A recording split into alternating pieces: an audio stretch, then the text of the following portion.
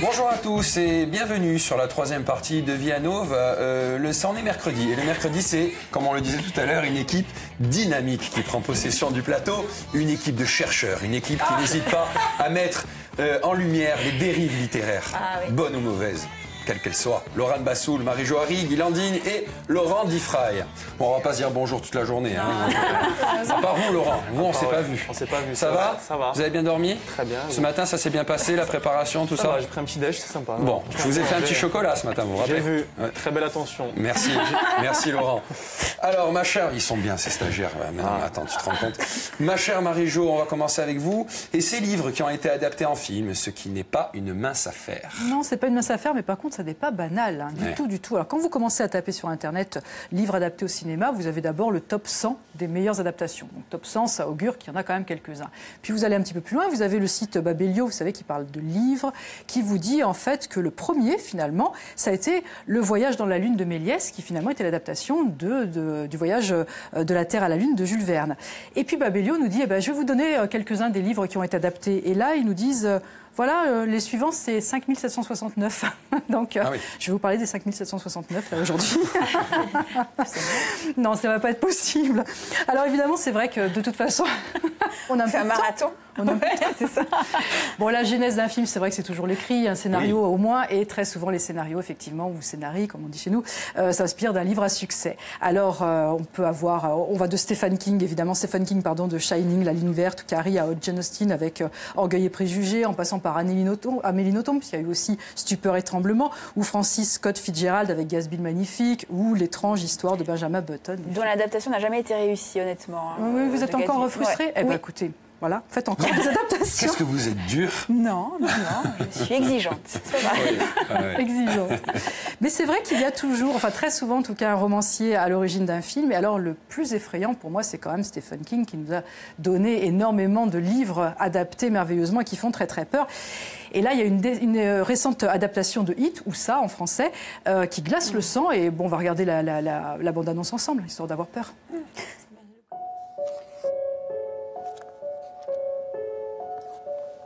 There you go. She's all ready, Captain. Thanks, Billy.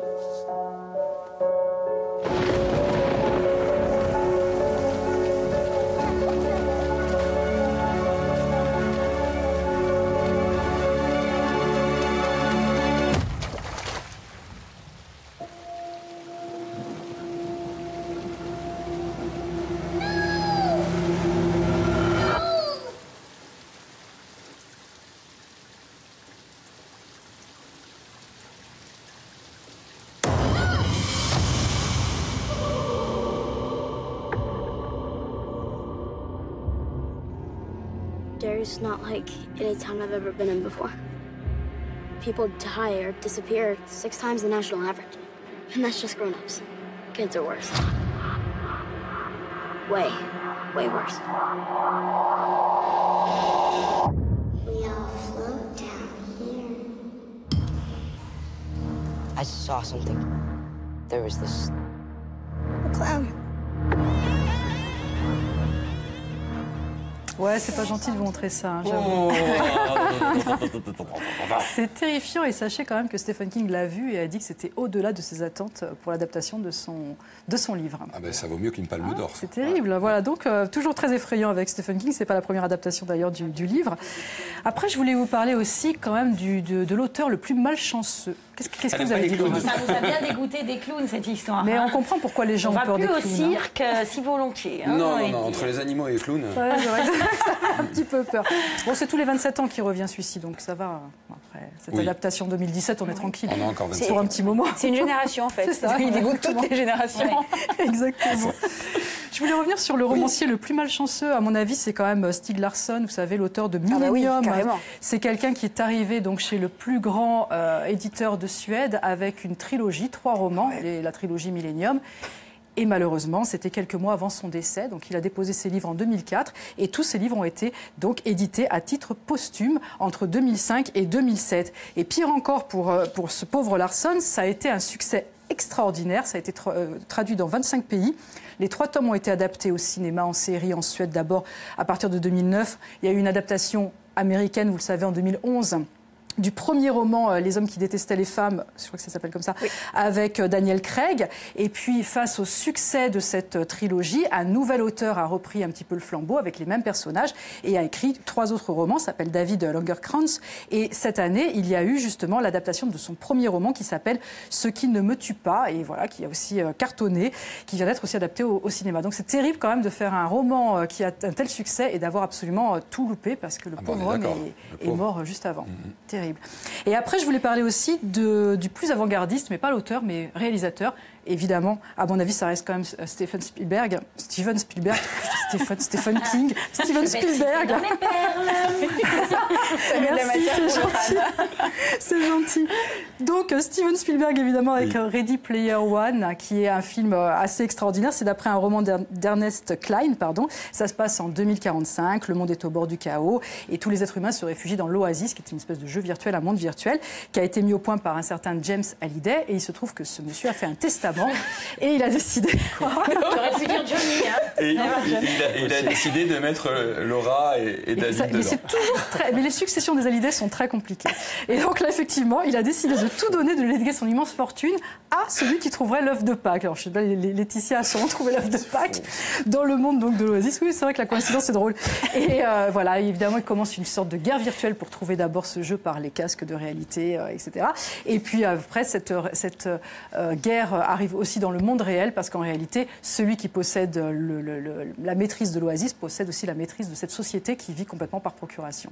Et ça continue, et en France, on attend L'Empereur de Paris, la 2e adaptation de Vidocq, on attend le Vernon Subutex, voilà. Mais c'était pas 90 minutes, en fait, le temps d'un film. Mais les 5000... Mais vous me donnez envie d'avoir envie, Marie-Jo, en tout cas. Laurent, écoutez, je donne. Mais quel talent. C'est magnifique. Laurent, vous avez décidé de nous parler de l'indéprimeuse. Mais qui est cette indéprimeuse? Alors oui, c'est un petit peu un coup de cœur en fait que j'avais fait pendant mes recherches. Donc elle s'appelle Davina Samarchier, alias l'indéprimeuse, donc issue d'une famille d'imprimeurs de père en fils et fille depuis 1890. Elle allie l'art du papier avec celui du numérique. Elle casse les codes classiques des maisons d'édition, notamment en donnant ses lettres de noblesse à des livres un peu humoristiques, avec un format et une mise en page digne des plus grands romans français. Donc, comme elle le dit elle-même, l'idée était de donner un statut esthétique et précieux à des choses qui étaient absurdes et de montrer que le livre est un objet avant tout. Alors, qu'est-ce qu'on trouve parmi ces détournements? Donc, parmi ces œuvres célèbres, il y a la fameuse pièce de Shakespeare, Hamlet, traduite uniquement à l'aide de Google Traduction. Pas d'autres moyens de traduction. On passe donc de Hamlet à Jambon laissé. Et donc de William Shakespeare à Guillaume Remupoir. Ça va très loin. C'est très bien trouvé. Ça montre aussi les perles de Google Traduction et les limites Et les limites de Google Traduction. Il y a aussi la publication du livre philosophique La volonté de la puissance de Nietzsche, qui perd tout son sérieux lorsqu'il est mis en page avec la police comique sans MS. Donc voilà, une police qui est réputée pour décrédibiliser tout ce qui est écrit. On peut voir aussi d'autres exemples, comme un carnet dont le titre de couverture est « Je te rappelle que je suis posé là depuis 2 ans ». Donc on a tous déjà commencé un livre qui prend la poussière sur notre table de chevet, qu'on n'a pas fini depuis des mois et des mois. Justement, quel est le chef-d'œuvre jamais achevé pour vous, Laurent? Oula, moi c'est un livre de Kundera. Ouais. Oh, me dites pas que c'est la légèreté de l'être. Non, c'est le livre du rire et de l'oubli. Voilà, c'est pas que j'ai pas aimé, c'est que j'ai jamais vraiment eu le temps de me. Pour vous, Marie-Jo? La peste de Camus, mais à culpa. J'ai lu beaucoup de Camus, mais j'ai jamais fini La peste. C'est l'attrape-cœur de Salinger. Je vais faire hurler Marcel Petrichot. Pour vous, Laurane? Moi, c'est l'Assommoir. Non, pas. Pour vous, Flo, des milieux de Moi, zone. c'est le parfum. J'ai jamais réussi à le finir. Ouais. Ah, d'accord. Laurent, on vous a coupé, désolé. Non, pas de souci, pas de souci. Et notamment, il y a une autre couverture qui est pas mal, c'est celle-ci qui est intitulée « Oui, tu as très bien compris. Si je vous ouvert ce livre, c'est pour que tu arrêtes de me parler. » Voilà, le message au moins est clair. Bon, du coup, ces créations sont assez diverses. Oui, absolument. L'indéprimée ne s'intéresse pas seulement à l'aspect esthétique, elle fait aussi appel aux odeurs qui sont liées au monde de la littérature. Elle a donc sorti une gamme de bougies avec des parfums aux noms originaux comme Livre Chéri, qui rappelle l'odeur du livre neuf qu'on vient tout juste d'acheter, ou encore la senteur encre fraîche, qui remémore l'atmosphère des imprimeries qu'elle connaît par cœur. On revient je préfère l'odeur des vieux livres. Ah oui, elle aurait Oui. dû en faire la bougie. Hein. Oh, peut-être. J'espère qu'elle entendra ce message. Bougie acarien, donc. L'appel est lancé. Des exemples de traductions un peu douteuses. Oui, alors comme vous savez, quand on essaie de traduire mot pour mot de l'anglais au français, le résultat est souvent décevant, c'est très décevant. Et c'est le cas dans le monde entier avec quelques perles comme celle-ci, notamment cette boîte de conserve qui traduit notamment faible en matière grasse par faible en gros, tout simplement. Voilà, donc, tout simplement, c'est peut-être un produit spécial régime, on sait pas. Et aussi une conserve d'une assiette végétarienne avec la participation de légumes en guest star. Donc c'est vrai que c'est quand même mieux une assiette végétarienne sans légumes, ça donne un peu plus de classe. Donc ça montre bien que l'art du détournement est universel, que ce soit en littérature ou autre. Laurent, malheureusement, on va conclure parce qu'on aura peu de temps pour Laura. Ça tombe bien, j'ai fini. Voilà, mais c'est très bien. Merci Laurent, et c'était très intéressant. Bravo à vous. Ah ouais, Laura, c'est vous chouette. avez 2 minutes. C'est parti. Ah oui, mais écoutez, moi je vais vous parler de perles. C'est vrai ou pas? Oui. Mais Ah oui, allez-y. je voulais parler de perles qui étaient dues la plupart du temps à une mauvaise lecture. Hein. Bon, le pire, ce sont les anachronismes, d'accord? C'est quand on est en décalage entre le temps du livre et celui d'aujourd'hui, on va dire. Et donc, c'est là que lorsque j'ai corrigé un brevet avec le sujet, c'était Saint-Exupéry qui venait avoir son accident d'avion dans le désert. Donc, c'était un extrait de Terre des hommes, et il fallait que le pauvre reprenne espoir, et donc les élèves devaient faire une rédaction là-dessus. Heureusement que certains ont dit que Saint-Exupéry avait pris son téléphone portable. Eh oui. Ah, oui, c'est bien. Pour pouvoir appeler du renfort, très bien. Ou alors, quand le mieux, c'est lorsqu'on parle de livres que l'on n'a pas lus. Alors là, c'est magnifique. Ça aurait pu être moi. C'est là qu'Anne Frank a eu une petite vie finalement plutôt sympathique, hein, finalement, et que le seul problème c'était qu'elle pouvait moins sortir, vous comprenez, pour faire les boutiques comme les autres jeunes filles de son âge. Ça c'était embêtant, ou qu'elle avait quand même une copine qui s'appelait Kitty. Non, Kitty c'était le nom de son journal, c'est une personnification, mon petit. Et ce n'était pas non plus en hommage à Hello Kitty, ce charmant petit chat n'existait pas encore, d'accord?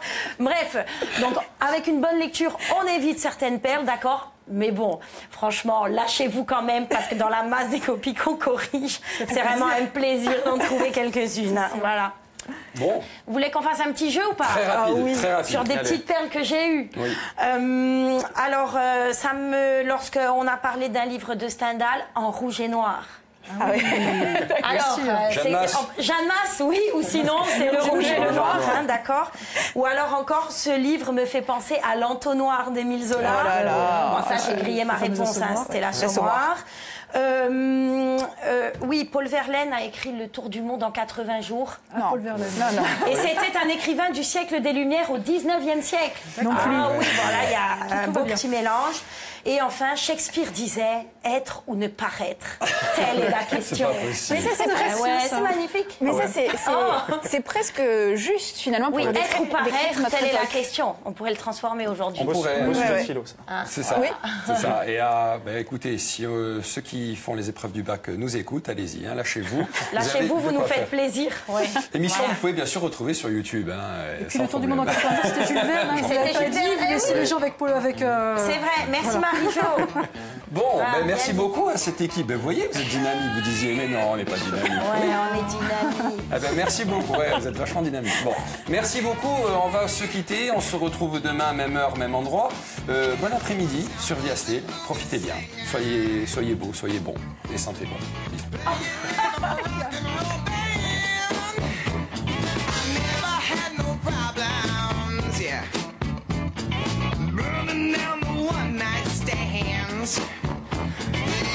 Everything around me, yeah.